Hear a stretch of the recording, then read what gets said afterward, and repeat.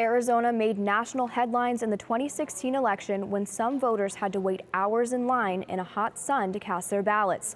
But Native Americans say they face a host of problems when they go to the polls, and long lines are the least of them. Danny Coble in our Washington bureau was at a Senate discussion on the issue this morning.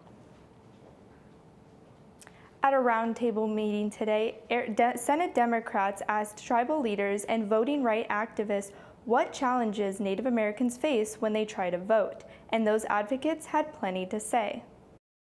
This is not just talk.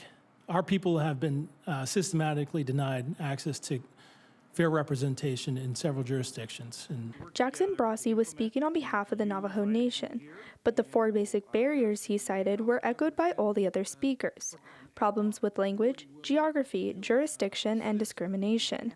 Language problems range from difficulty learning how and where to go vote to understanding what's on the ballot once they do get to the polls. Without adequate translation in the native languages on that, how can people understand what that initiative it is? For language to be an issue at the polls, Native Americans would have to get to the polls in the first place, but for many, the closest polling place may be far outside the reservation.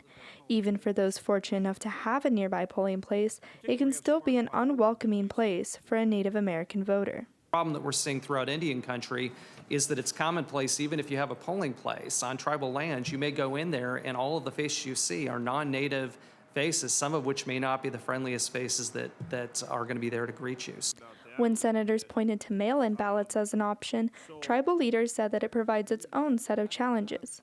Many of their people do not have a direct mailbox and might be discouraged from voting if they have to pay return postage, something they said the government should provide. If you're going to provide for absentee ballots, then you would also, in that process, provide a postage-paid envelope so that they could return the ballot. After the roundtable, advocates said they hope Congress can make changes that will help, adding that they're only asking that a Native American voter gets what every other voter has. Make sure that all members of the Navajo Nation are able to vote. They have access to early voting, and they have the same access to early voting that someone in Phoenix would have. Tribal voting issues are nothing new. New Mexico Senator Tom Udall opened today's discussion by noting that his grandfather wrote the Arizona Supreme Court opinion that secured the vote for Native Americans in Arizona 70 years ago. In Washington, Danny Coble, Cronkite News.